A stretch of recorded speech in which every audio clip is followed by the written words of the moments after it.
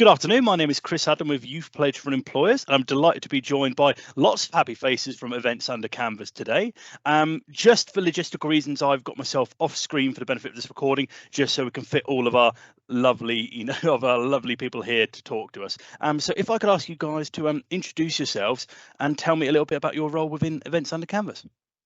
Yeah, hi, so I'm Jenna Ackerley, I'm Managing Director here. My name is Sasha, I'm an office apprentice. And my name's Helen, I'm the Head of Operations. I'm Rennie and I'm a Sales Manager. Fantastic, thank you. So if you all had to tell me a little bit about your role within the organisation and what you do, how could you sum it up sort of as succinctly as possible? Okay, so I started the company 10 years ago. I sort of now oversee everything, but don't do an awful lot of the day-to-day anymore because the team all do that side of things. So yeah, just steering the ship and looking ahead to growth is my role. My role, I'd say, is more ordering things, moving into that sales a little bit, helping out on the phones, and yeah. A little bit of everything. Someone needs help with. So my role as Head of Operations is to oversee the team. We have a full-time team that runs through the winter, and then we massively upscale in terms of operational staff in the summer to erect our structures. So we go from about 10 staff in the winter through to possibly 80, 90 in the summer, and my role is to oversee them and schedule them and make sure they get to the right place at the right time. Mm-hmm. And then I basically oversee the whole probably customer's journey from when they initially inquire through to booking, and then I'm sort of almost in the bookings process as well. So we sort of hold the customer's hand from start to finish of them planning for their event. And then after that, obviously hand over to operations. So often undertaking site visits, measuring up people's gardens and things, and making sure access is okay. But also manage promotion, dealing with showcase events that we do twice a year. And yeah. And Rennie started as an apprentice, so Rennie's sort of the other side of the journey from Sasha, who's been with us 2 years. Rennie's been here 6 years and initially came into the office as an office apprentice and then has stayed on and worked her way up to sales manager. Oh, fantastic! And you've actually beat me sort of almost to my next question there, actually. And I guess we'll go. This question will mainly go to you two, sort of with the apprentice experience, being that what kind of skills have you found you have needed and have developed sort of in your time in roles specifically within this sector? I think probably communication. I think something that an apprenticeship gives you is real life experience. I think, I sort of came in here as a 16-year-old thinking that adults were a bit different to me. And actually, I think the main thing is, throwing yourself into that working environment. I think that's probably the one thing that I've taken from it. Yeah, I'd say that confidence, because you come in, you're a bit shy, you just finished school. I never knew how to speak on the phone to anyone, but you gain a lot of confidence. That's brilliant. And yeah, I think a lot of people sort of viewing this video can sort of relate, whether it's sort of the first jobs they go into or maybe hobbies they do in their spare time. It is quite daunting sometimes the first time you actually get yourself into a role where you're interacting with people of different ages, different experiences, different backgrounds. And as you say, it's really easy to feel like, oh my God, I'm sort of new here. I don't know anything, I'm inexperienced. But as you say, I would definitely agree that I think building communication like that can definitely help sort of address half of those things, as you say, being willing to talk to people. And I will prefix this next question by saying in advance that I know there is no such thing as a typical day. I'm going to say that right there. Okay. But if you all had to briefly describe sort of what a typical day would be in your role, sort of what kind of things would be entailed in that? Is that all of us or just the ones that have done apprenticeships? Let's that one's open to the floor. That one's open to all of you. So for me, I typically work 9 to 5. I've got 2 young kids, so sometimes I'll do the school pick up, but typically that's Monday to Friday 9 to 5 role. We're a really sociable office actually, so it would typically be sort of coming in, having catch up with everybody, touching with everyone, see what's happening both in work and home lives. I think it's just as important how close we all are to be able to work well together. And then it would be typically led by emails and calls coming in. So, you know, we probably all manage our days a bit really via email. We don't have loads of meetings here. So yeah, it's sort of just responding to customers and inquiries, really thinking on our feet. And then I might have sort of finance meetings with our FD or operational planning meetings, catch-ups with various members of the team, planning for the summer season. I'd say mine is like following up on customers that haven't really replied to their quotes, or just doing some Excel sheets, or not using computers. So like the phones and doing some emails and needing. Yeah.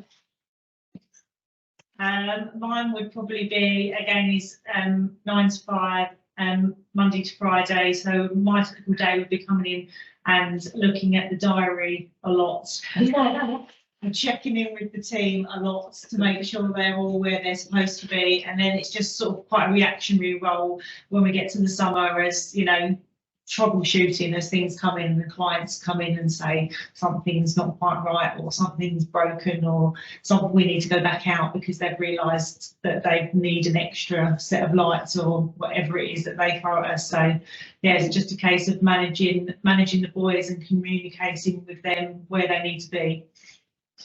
Yeah, and then so my typical day, again, 9 to 5, Monday to Friday.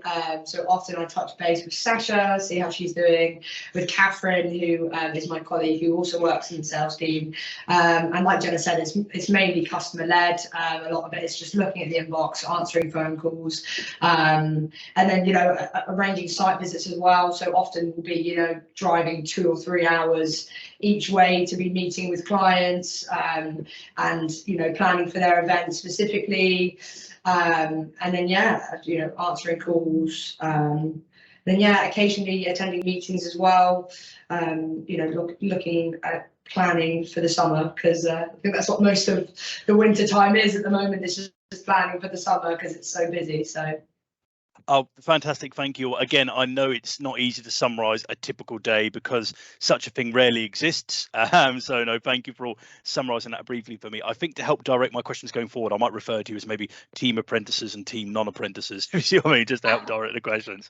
So actually, if I ask this one at team non-apprentices, you know, as you do, for someone, a young person maybe coming into this field, you know, what kind of sort of skills, whether they're soft skills or maybe experiences, things they're doing in their spare time, what kind of things can they be doing right now, or skills they can be demonstrating that would really serve them well in this sector?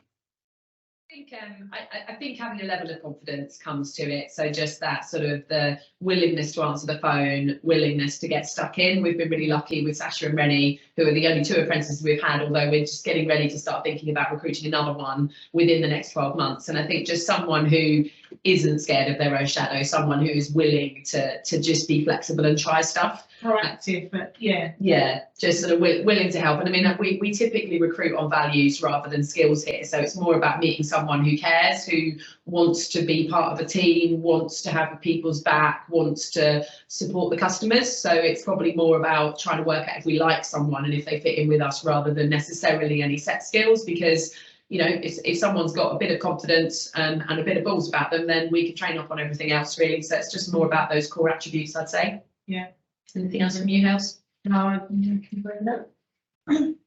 Fantastic. No, thank you. And it's really interesting, as you say, that actually, you know, as you say, you can teach people, you know, certain skills and, you know, the knowledge required to be successful in the sector, you know, to work the role within an organization. But as you say, it is those sort of just those personality traits that maybe someone actually might not feel are their strongest points, or actually other things that are going to get them a job that would get them the job with yourself. So, you know, it's really interesting to hear that. And if I go over to sort of, you know, team apprentice now, we spoke a little bit about the skills you guys feel you've developed as, you know, you've been in post. Are there any areas where actually you've developed in ways you never thought you would, you know, or are there things you've learned about yourselves, or as I say, skills you didn't know you've had that actually have come to the forefront while you've gained the experience in post? Yeah, I mean, I definitely say, you know, there's a certain thing with, you know, you have high school and then you have college and then you have university, and I always worried whether, you know, missing out that step of going to uni, I would miss out on any skills. And I would definitely say maths mainly. I think, you know, a lot of the time you focus on maths in college, and I think actually to put maths in a different way, and actually in a practical way, in the way that Jenna trained me in certain ways to look at maths differently as to compared to when you're in a classroom. It's completely different. And yeah, so probably focusing maths on set things to actually use it for, if that makes sense. And yeah, I'd say. Yeah, I say more like, I don't know, I just assumed your job is like you're just set there, but like you get so many different opportunities, and you can see that the company grow, and yeah, it's not just all like from this to that to, yeah. So you haven't got like, you've never got like a set, you've just got to do this. There's something you can move into. Yeah. I think that's possibly the difference between a small business and a larger business as well, I would say. I think when I think back when I did work experience when I was younger, for big organisations, I think they can really pigeonhole people into one very distinct role. Whereas I think people that want more variety and want more opportunity to try different things, choosing roles in smaller businesses allows that, because, you know, basically if you sort of show willing and show flexibility, there's always going to be ways to move into other areas. I definitely agree with that, and actually segues really nicely onto my next question. In terms of, as you say, some people might view a job advert and they might instantly think, as I say, oh, I know exactly what that role involves. I know exactly, you know, what my future would look like in that kind of one. And I'm going to ask this question again to all of you. You know, as I say, so if we could look beyond the job advert, if you were to describe what the good days in your role look like and what the challenging days look like, you know, and what you know, what the elements on them that make them good and make them challenging are, what would you summarize them as? Yeah, I mean, yeah, I definitely say that problem solving is probably the main. I think it's happiness coming into work, but actually the more challenging days actually can be the best days as well, because actually we all sort of come together as a team, and a lot of it is problem solving. That's, you know, that is just the events business, and I think coming together as a team, so it can makes us, it makes us closer. So the challenges of the day, the mountain you've got to climb, you don't realise that you're getting, and the phones have gone crazy and something's happened, and then everyone comes together to resolve it together. So by the end of the day, just the fact that you've overcome everything and you've done it together is really rewarding. Yeah. Sasha, I think they just summed it up. Mine's probably, I probably prefer, it's a bit like what the girl said, but I definitely, a bad day for me would be an entirely predictable day where you sort of come in and you've just got an amount of work to work through and you work through it without really anything unusual or standout happening. Whereas I think those flow days where actually everyone's buzzing is, like the girl said, you sort of a problem lands, you're dealing with it, it's unexpected, you're pulling together, you're collaborating together. I think we really felt it during COVID. You know, we're all very social creatures that all want to work together, and you know, that whole sort of working distinctly from your own homes in a predictable fashion wasn't a particularly happy time. And I think once we were all together in the same room, that collaboration and the magic that comes from everyone working together is, I think, been the key to everyone enjoying their jobs and our success. That's brilliant to hear, and it's so nice to hear you've got, as you say, such a positive working culture where, as you say, you all want to support each other, you all want to be, you know, the organisation to be successful, you all want the events to be, you know, held to the highest possible standard as they can be. And as you say, it can, you know, on the challenging days, things can go wrong, it can be high pressure, but you know, I'm guessing for all of you, knowing that each of you are, you know, going for the same goals, you're all being supported by each other, must, you know, as you say, make it a lot easier to go into work every morning. It does. No, it does. You know, and I think when you think back of times over the years when it hasn't felt like that, it's typically because there's been something wrong with the team dynamic, which has slightly stunted that. And then typically once we realise that, we're able to get through it, and we're just very lucky. We've got a bunch of people that all actually like being here and enjoy their jobs, and it makes a huge difference. And care as well. Yeah. That's brilliant, and I completely acknowledge that. And I do a lot of these employee talks and speak to a lot of young people, and you know, as I say, sometimes it's actually something that a lot of people overlook is actually, you know what, I want to be in a job where people care, as I say, about the work the work you're doing, or everyone, who cares about the product you're putting out. So in this case, you all care about the events you're putting on, and as you say, so they can be to the highest standard possible. And that's brilliant. And it sort of brings me on to my final question now. And, this final question will come across a bit differently because, as I say, I'm speaking to all four of you. We're all with different levels of experience. You're all on sort of different, steps, on your career journeys. But I will still ask the question to all of you, and which is that if you could all go back and speak to your younger selves, I know as they say, you're all different levels of experience. So for some of you it's months, for some of you it's longer in the field, but if you could all go back and speak to your younger selves based on the experiences you've had within the organization, maybe, the lessons you've learned, the successes you've had, the mistakes you've made, what's the one piece of career advice you would give to your younger selves? Probably throw yourself into everything and ask so many questions, because there's nothing wrong with asking questions. That's probably my one bit of simple advice. I think mine would probably be that I was just on this absolutely sure that my course was A-levels, uni. Yeah.